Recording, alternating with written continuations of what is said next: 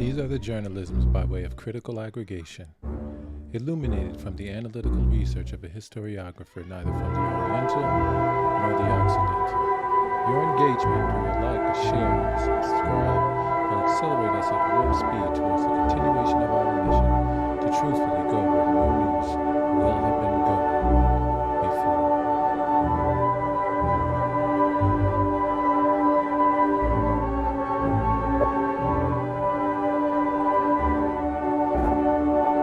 Engage impulse engines. Engage. Engage. Engage. Engage. Engage.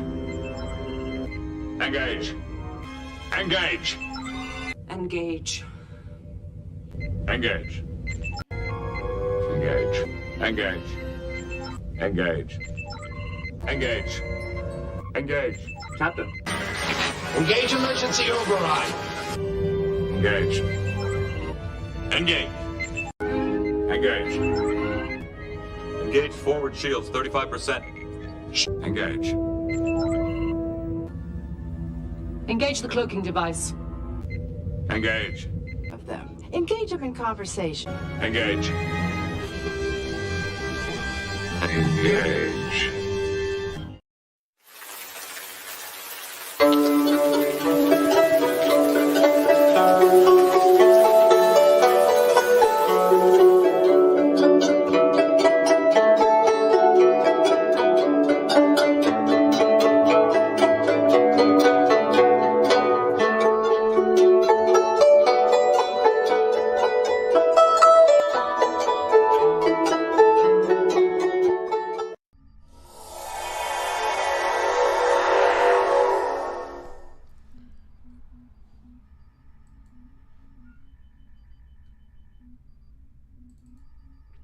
Zion's defense minister fired. Watch this space.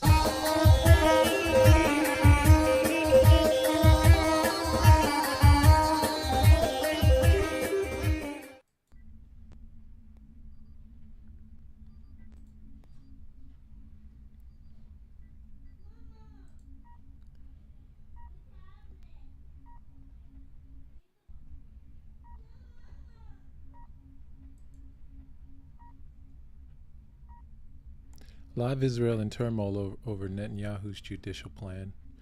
Israeli protests near Israel's Supreme Court during a demonstration after Prime Minister Benjamin Netanyahu dismissed the defense minister and his national coalition government presses on with its judicial overhaul in Jerusalem. Israeli Prime Minister Benjamin Netanyahu set to speak on Monday, according to Zionist media reports, as opposition grows to his bitterly contested plans to overhaul the country's judiciary. Netanyahu's been locked in talks with members of his far-right governing coalition after reports earlier on Monday that he'd announced a halt to his plans to change the judiciary. For the 10th week in a row, hundreds of thousands of Israeli or Zionist rallied in cities across the country against plans by the far-right government to curb the Supreme Court's powers. While the protests on Sunday night were said to be the biggest in Zionist history, with tens of thousands taking to the streets, the statement's difficult to confirm. What we know for sure is that the protests were sizable enough to push Netanyahu to rethink his proposed legislation to overhaul the judiciary. Here's one way to calculate the size of a crowd during protests. And Netanyahu protesters behave responsibly and avoid violence. Israeli Prime Minister Benjamin Netanyahu has spoken, but on Twitter rather than public address we've been expecting. Netanyahu made no reference to whether he was going to suspend his judicial plan or not, instead calling on protesters on both the right and the left to behave responsibly and not to act violently. There are fears that the calls for pro-government demonstrations could lead to a confrontation between the two sides. Thousands of people were gathered around Zionist parliament as protests against Netanyahu's government continue across the country. There's a steady stream of protests, Al Jazeera's Natasha Gonaim reported from West Jerusalem. They're waiting to hear from Zionist Prime Minister Netanyahu after the ouster of the defense minister last evening, she added. Counter-demonstrations by right-wing supporters of the reform were expected to be held outside the Knesset in Jerusalem in the evening. Opposition members of the Israeli Knesset or parliament accused members of the governing coalition of attempting a hostile takeover of Israel.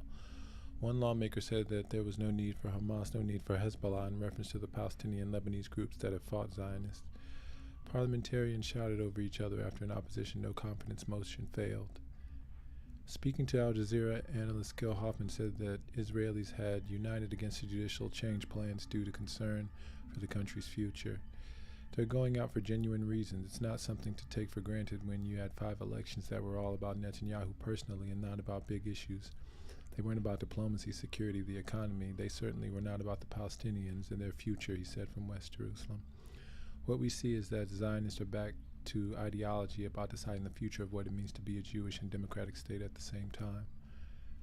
Netanyahu's governing coalition said to be the most right-wing in Israel's history with religious and ultranationalist parties. With his ruling Likud party, Netanyahu won a majority of seats in November elections in an alliance with far right-wing religious Zionism and Jewish power parties, as well as smaller religious parties including Shas and United Torah Judaism. Top officials in his government include controversial figures like Bezalel Smotrich and National Security Minister Ben Giver, who ran together during the elections under the Religious Zionism Alliance, which became the 3rd largest bloc in the Knesset. Both support expanding illegal settlements in the occupied West Bank and the annexation of Palestinian land and are notorious for inciting violence against Palestinians. Both are settlers living deep inside the occupied West Bank. Ben Giver of the Jewish Power Party has been convicted of supporting a terror organization, Meir Cain's outlawed Koch group, which he joined when he was 16. He has threatened to quit the governing coalition in response to reports that Netanyahu is set to halt the judicial overhaul plans, a move which threatens the collapse of the government.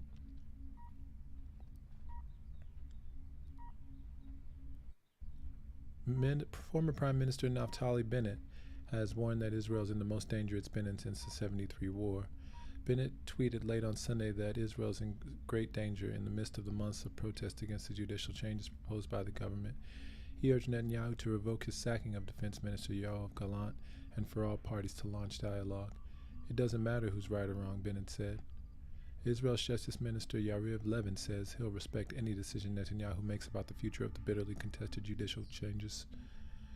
A situation in which everyone does as they wish is liable to bring about the instant fall of the government and collapse of the Likud, Levin said in a statement. We must all strive to stabilize the government and coalition, he added.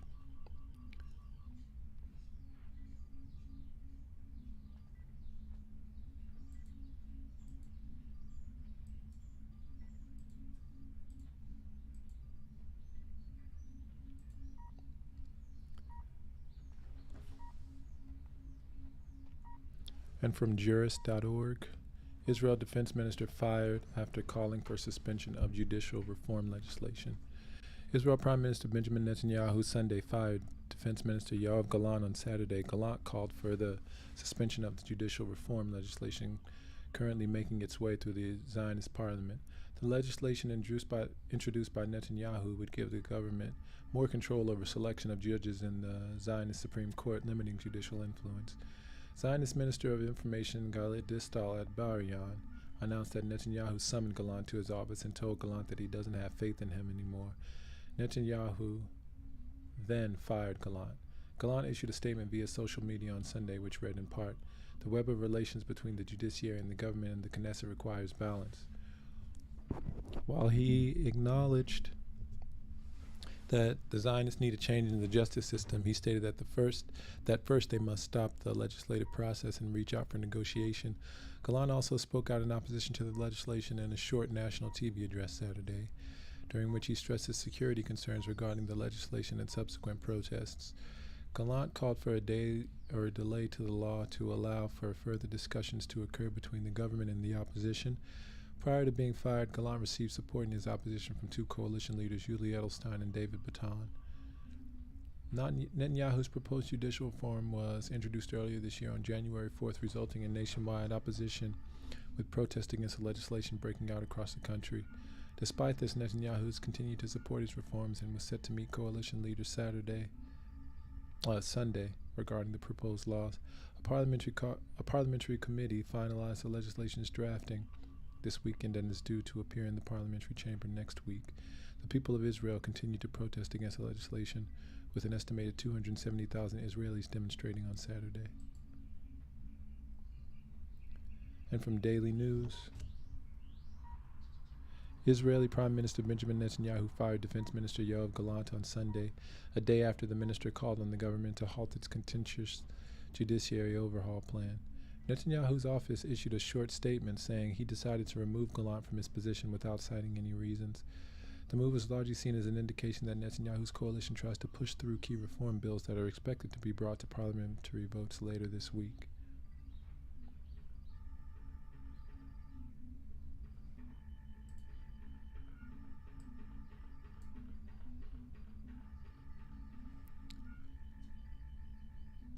Gallant responded in a tweet that Zionist security has always been and will always remain the mission of my life.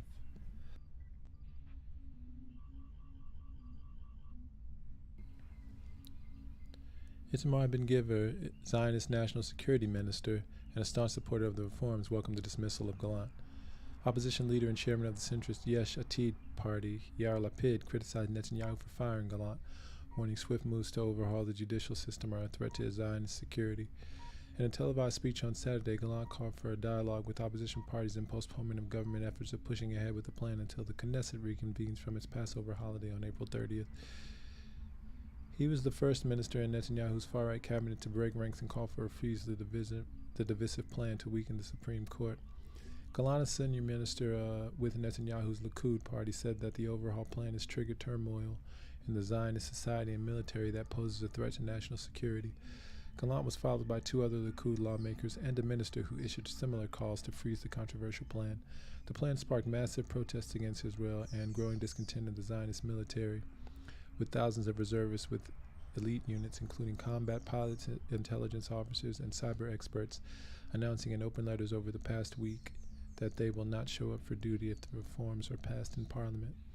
Netanyahu says the overhaul is needed in order to curb the overly activist Supreme Court. Critics of the overhaul plan worry that the reform would undermine checks and balances within Israel's political system and that Netanyahu, who's on trial for fraud, breach of trust, and accepting bribes, is in conflict of interests.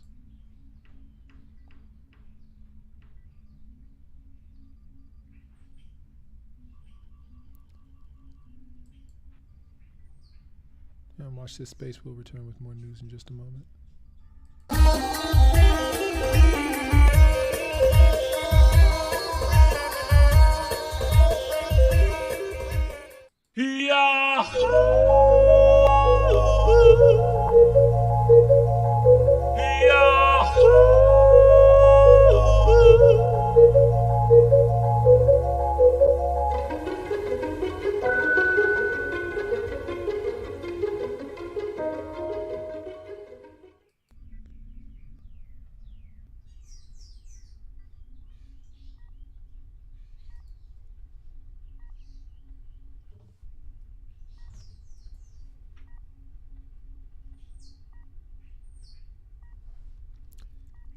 From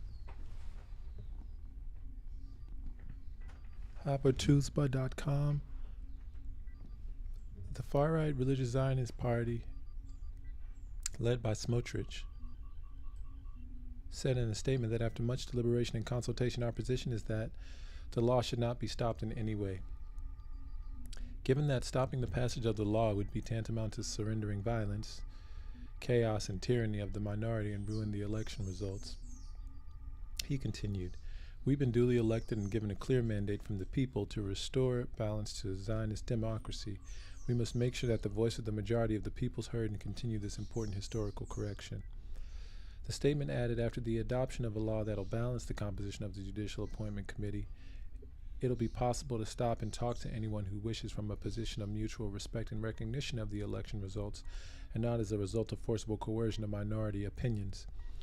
And Zionist media reported that a press conference that Netanyahu was supposed to hold at 10 today was postponed to announce a freeze on judicial reforms due to disagreements with the government coalition and Ben-Gvir's threats to overthrow government in case of suspension of the Judicial Plan Act.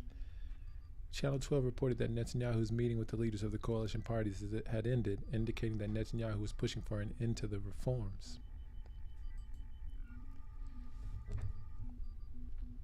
And from breaking latest news, Zionist government splits. Ben Gvir, if Netanyahu withdraws the justice reform, I'll bring down the government. A night like Israel has perhaps never seen its history. Hundreds of thousands of people who spontaneously take to the streets to say no to justice reform, but above all, to Prime Minister Benjamin Netanyahu announced his dismissal at 9 in the evening of the defense minister and Likud comrade Yoav Gallant for daring to ask for a break in the legislative process of the government's project. Wow, that was concise. And from Israel National News, after stormy coalition meeting, Prime Minister delays address, committee approves key reform law. National Security Minister Itamar Ben-Gvir shouts at Netanyahu during raucous meeting, pushing back against plan to freeze judicial overhaul. Prime Minister Benjamin Netanyahu is pushing off a planned public address in which he's expected to announce the freezing of the government's judicial overhaul, following pushback from coalition allies. Earlier on Monday, Channel 12 reported that Netanyahu has decided to pause the judicial reform following the dismissal of Defense Minister Yoav Gallant Likud and the mass demonstrations which subsequently brought out across the country Sunday night. Now, however, the Prime Minister is delaying his address after a contentious meeting with coalition faction leaders. According to a report by Khan, Justice Minister Yair Levine, Finance Minister Bezalel Smotrich, and National Security Minister Itamar Ben-Gvir all demanded the government move forward with the judicial overhaul. Ben-Gvir reportedly clashed with Netanyahu, shouting at the Prime Minister during the meeting, "What's this? We can't give up like this." The Religious Zionist Party issued a statement Monday morning. They issued a statement Monday morning, insisting that the coalition pass legislation altering the Judicial Appointments Committee before the end of the Knesset's current session. After much consideration and consultations, our position is that we must not do anything to stop the passage of the legislation. Stopping the legislation would constitute a surrender to violence, anarchy, and to refusal in the army and to the dictatorship of the minority and would undermine the results of the election. Meanwhile, the Knesset's Constitution, Law, and Justice Committee, headed by Chairman M.K. Simcha Rothman, on Monday, approved the Judicial Appointments Bill for its second and third readings in the Knesset plenum. So it was approved. This reads that it was approved.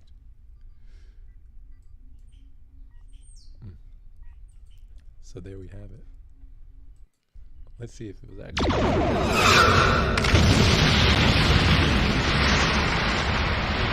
The reality is it could just all be a big distraction to approve it, and it's already been approved.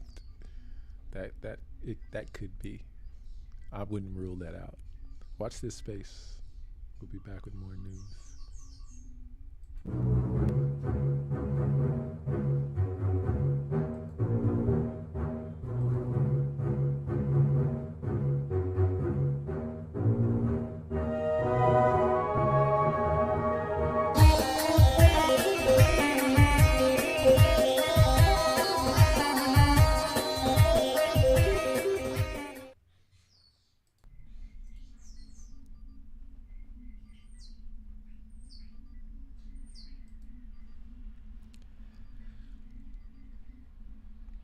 Iran vows swift response to U.S. strikes on base in Syria.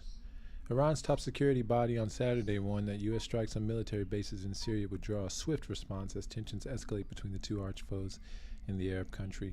In a statement, Keyvan Khosravi, a spokesman for Iran's Supreme National Security Council, denounced U.S. strikes that targeted Iran-linked bases in eastern Syria, which he said have been established at the request of the Syrian government. Any pretext to attack the bases that were created at the request of the Syrian government to deal with terrorism and Daesh-ISIS elements in this country will be immediately met with an immediate counter-response, Khosravi said in a statement cited by SNSC-affiliated Noor News. His remarks came as the death toll from the U.S. airstrikes on Iran-linked military bases in eastern Syria rose to 19 on Saturday, according to the UK-based Syrian Observatory for Human Rights. The monitoring group said 3 Syrian troops, 11 Syrian militia fighters, and 5 non-Syrian fighters were among those killed in the air raids. Their nationalities, however, were not confirmed.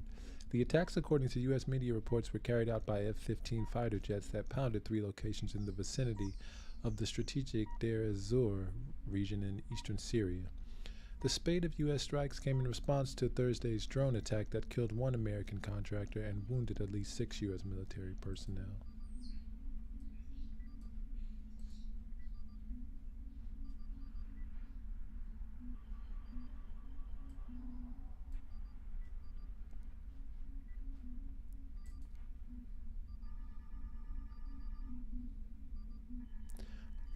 On Friday, 2 more U.S. bases in eastern Syria came under rocket attack, which reportedly caused damage but no casualties.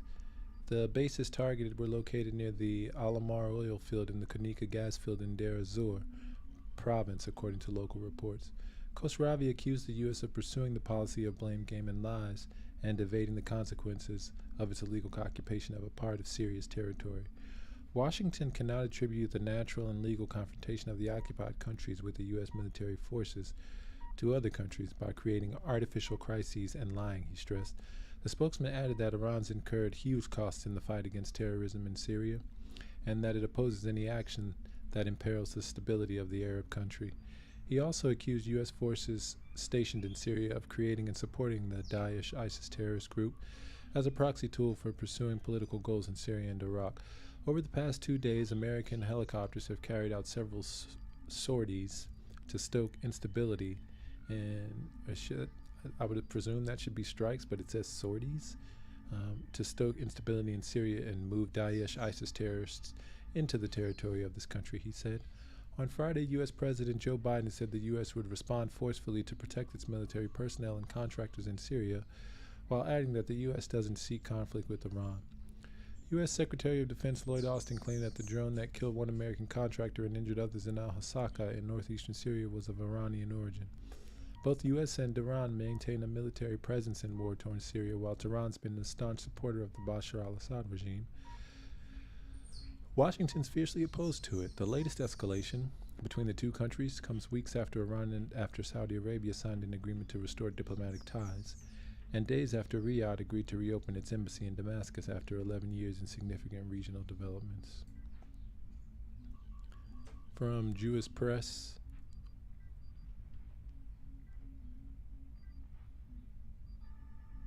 Actually, that's out of place.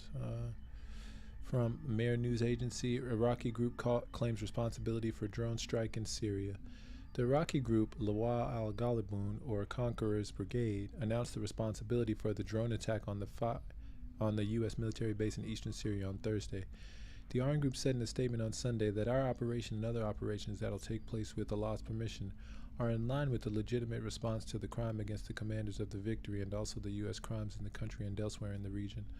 Al-Ghalibun further said that its fighters intend to carry out more precise attacks with continuously developing weapons against the Americans' occupying forces until their complete withdrawal from the country.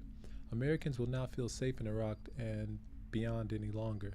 The U.S. Department of State said it carried out airstrikes on resistance groups' positions after a drone attack purportedly killed an American contractor, wounded another, and also hurt 5 U.S. troops. The Pentagon said in a statement that the attack against U.S. personnel took place at a base near Hasaka in northeastern Syria at approximately 1:38 p.m. local time on Thursday. However, local sources pointed out that the target was not an Iran-aligned military post as the U.S. military claimed, but rather a rural developed center and a grain center in Rabash neighborhood near Dar al-Zar military airport. No Iranian was killed in the act of aggression. A military source in Syria told Press TV that the resistance group reserves their right to respond to the American attack and will take reciprocal action. On Friday, after the Pentagon carried out multiple airstrikes against Syrian troops, a military base housing U.S. forces in the eastern provinces of Dar al-Zar came under a rocket attack. Kayran Khosravi, spokesman for Iran's Supreme National Security Council, warned on Saturday that Iran will give a quick response to any pretext for an attack on its legal basis inside Syria established at the request of the Damascus government to fight terrorism. Khosravi said that the U.S. is trying to make accusations against Iran by pursuing a blame game policy and evading the consequences of its illegal occupation as part of the Syrian territory.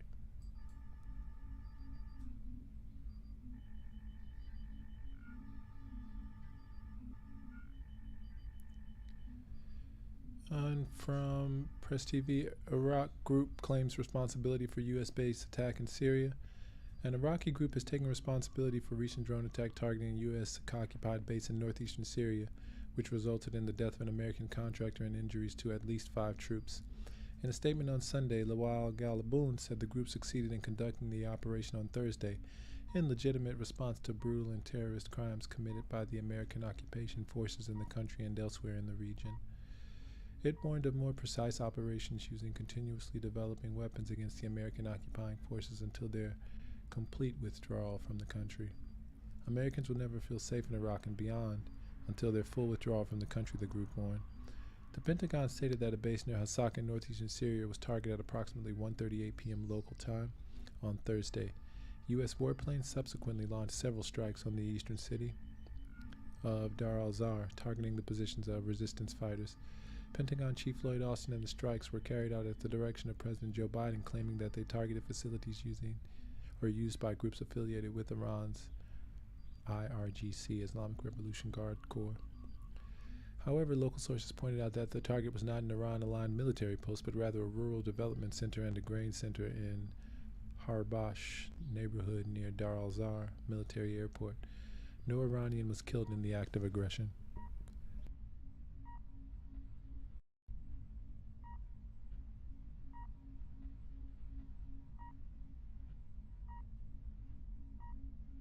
In a statement on Saturday, the Syrian foreign minister strongly condemned the U.S. strike, saying, "The raids are a cover-up for Washington's ferocious attempts to further plunder energy resources there."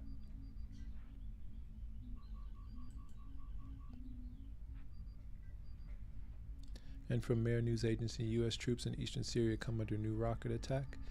Iran's Arabic-language television news network Al Alam reported that attacks on Syria, specifying the targets as American outposts based near the Olamar oil field and the Koniko gas field in Syria's Dar al-Azhar province, Press TV reported.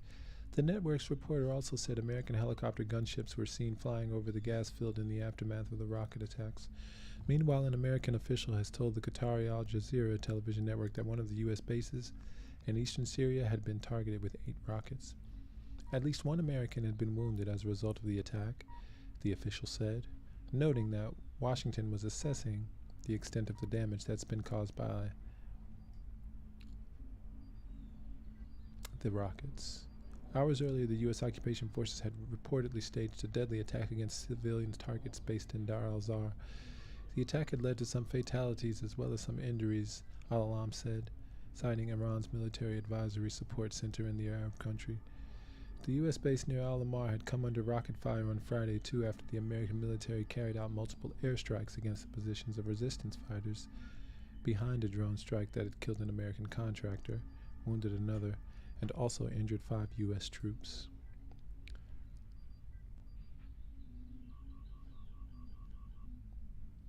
I'm going to open up a channel. Beam me up. Beam me up, Mr. Spark. Beam me up. Lock on transporters. Beam us up. Beam us up. Quickly. Beam us up home. Beam us up. Prepare to beam us up, Mr. Scott. Beam us up, Mr. Scott. Prepare to beam us up. Mr. Scott, prepare to beam us up. Have Scotty beam us up. Beam us up. Beam us up. Scotty, beam us up fast. Stand by to beam us up. Scotty, beam me up. Beam me up. Beam us up now! Stand by to beam us up. No need to beam me up, sir. The situation is under control.